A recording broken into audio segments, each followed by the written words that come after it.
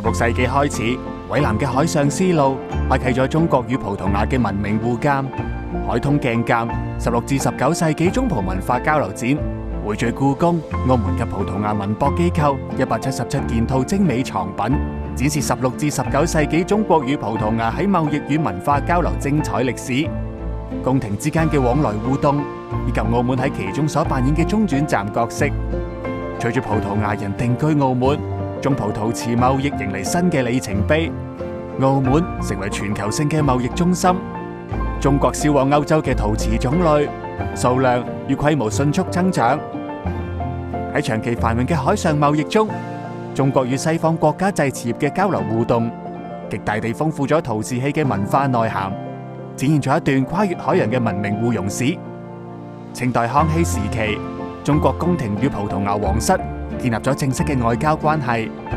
雙方相互饋贈嘅禮品，成為跨文明對話嘅物質見證。展覽設有互動區與有獎遊戲，親身觸摸歷史紋理，參與現場遊戲，將特色文創禮物帶返屋企。展期至2026年3月8日，歡迎親臨澳門藝術博物館觀賞藝術珍品，探尋中葡文化交流嘅輝煌歷程。